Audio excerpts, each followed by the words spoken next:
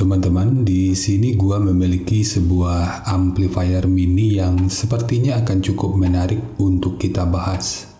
Ini karena harga yang ditawarkan hanya sekitar 200 ribuan. Dan di bagian kemasannya tertulis spesifikasi yang cukup mengundang rasa penasaran, yaitu 2 kali 1000 watt. Ya, 2 kali 1000 watt. Kalau kita hanya ngelihat angkanya aja, secara teori, saat ini kita sedang memegang sebuah amplifier sakti dengan tenaga yang cukup untuk membuat dinding tetangga ikut bergetar. Dan gua nggak akan langsung menilai apakah angka ini benar atau enggak, karena gua juga belum akan menyalakannya. Jadi di sini gua hanya ingin melakukan sesuatu yang lebih sederhana, yaitu ngelihat dulu apa aja yang sebenarnya ada di dalamnya.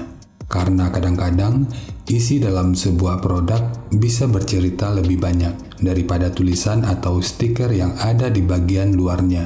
Jadi mari kita mulai. Di sini kita mendapatkan sebuah remote. Cukup menarik karena ada fitur on off.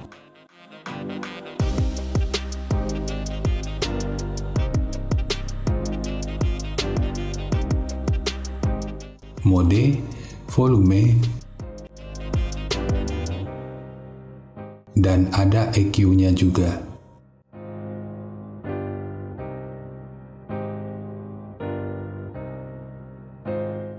Dan ini dia unitnya.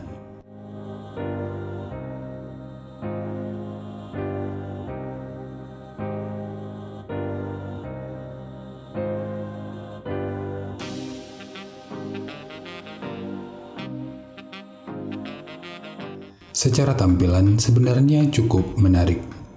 Untuk harga sekitar 200 ribuan, fitur yang ditawarkan juga terbilang cukup lengkap. Jadi kita mendapatkan fitur seperti Bluetooth, USB, SD card, radio FM, mikrofon, dan lain sebagainya.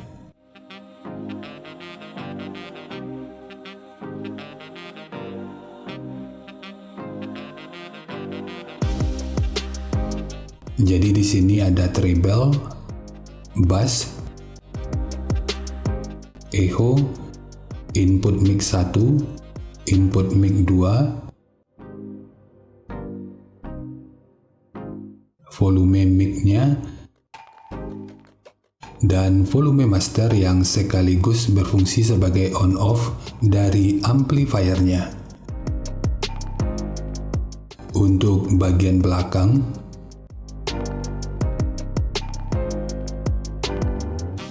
di sini ada input AC, input DC 12 volt. Jadi kalau listrik padam, alat ini masih bisa dinyalakan menggunakan aki atau sumber tegangan 12 volt DC lainnya. Kemudian terminal output ke speaker,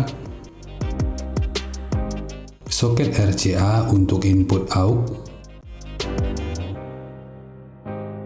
dan ada antena radionya. Untuk antena ini sedikit ringkih.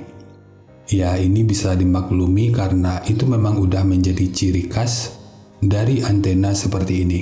Tinggal nanti digunain dengan baik aja.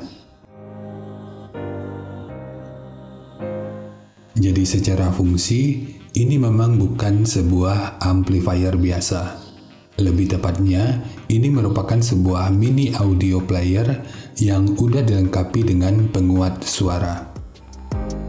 Kalau kita ngelihat fitur-fiturnya, sebenarnya ini udah cukup sesuai dengan harganya. Dan gua yakin sebagian besar pembeli akan cukup tertarik karena kombinasi fitur yang cukup lengkap dan dikemas dengan ukuran yang sekecil ini. Tapi tentu aja ada satu tulisan yang terus mengganggu pikiran gua, yaitu 2 kali 1000 watt. Biar nggak makin penasaran, mari kita bongkar aja bagian dalamnya.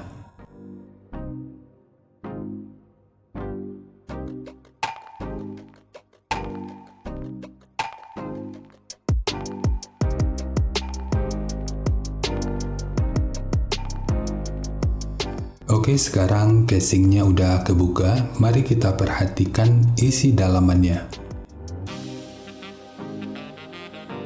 Yang pertama terlihat adalah modul pemutar audio.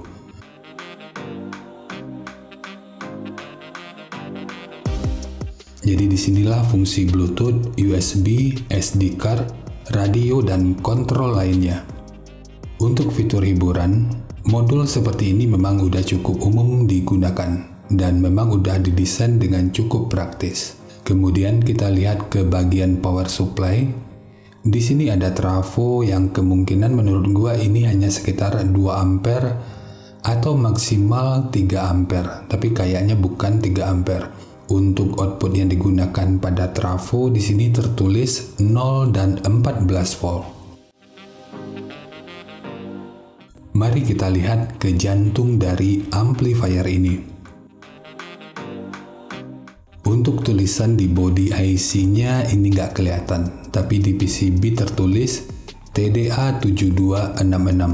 Setahu gua TDA7266 ini merupakan IC amplifier audio kelas AB dan memang udah cukup lama digunakan pada berbagai perangkat audio rumahan seperti ini. Dan sampai hari ini masih sering ditemukan pada amplifier kecil karena rangkaiannya itu sederhana dan biaya produksinya juga relatif lebih murah.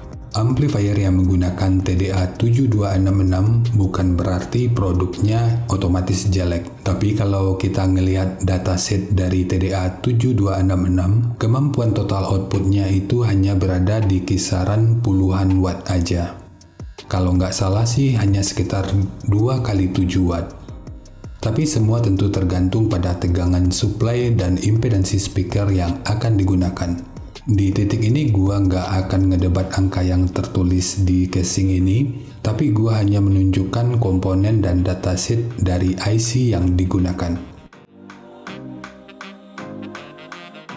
Sekarang kita lihat ke bagian pendinginan. Heatsink yang digunakan ukurannya seperti ini, dan gua juga nggak nemuin kipas pendingin di sini.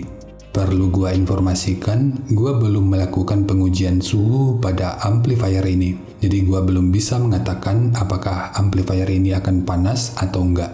Namun karena TDA7266 ini merupakan amplifier kelas AB, dipastikan akan menghasilkan panas yang lebih tinggi saat bekerja.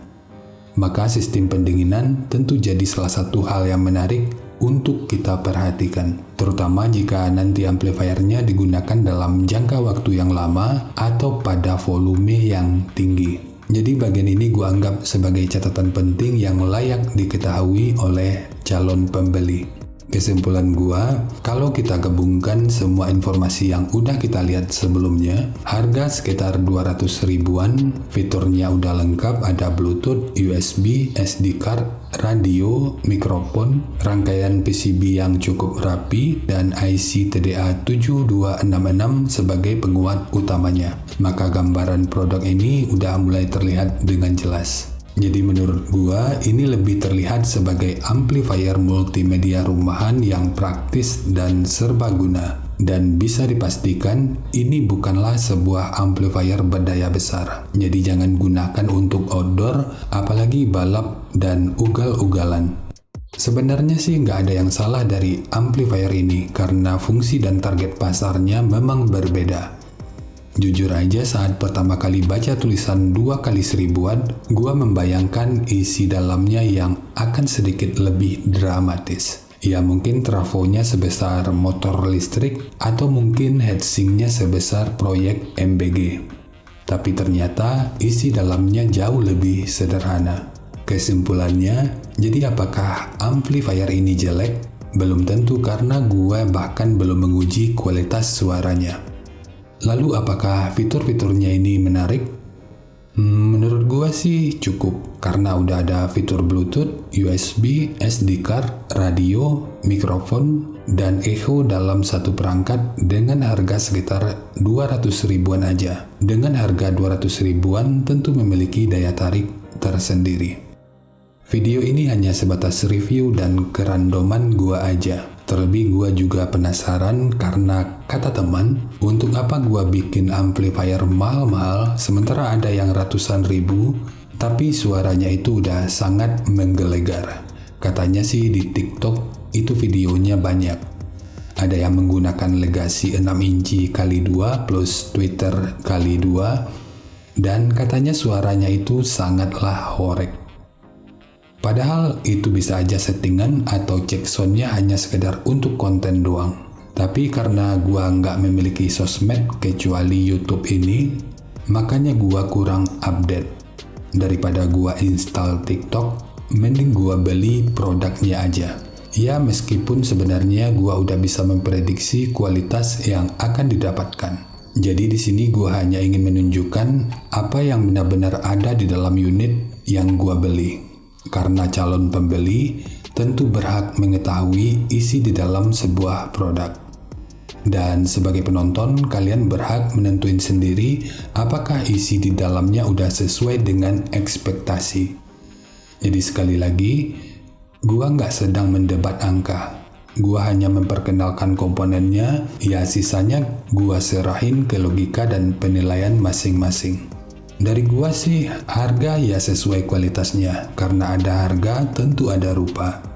Jadi di titik ini gua netral. Namun jika kalian ingin memiliki amplifier ini, rekomendasi gua cukup gunakan satu buah full range dengan ukuran 4, 5 atau maksimal 6 inci dengan impedansi 8 ohm per channel. Untuk watt speakernya ya cukup di sekitar 10 atau maksimal di 30 watt RMS aja. Karena menurut gua, ini lebih layak disebut amplifier 2x10 watt. Kalau menurut kalian gimana? Apakah isi dalamnya udah sesuai dengan yang kalian bayangkan?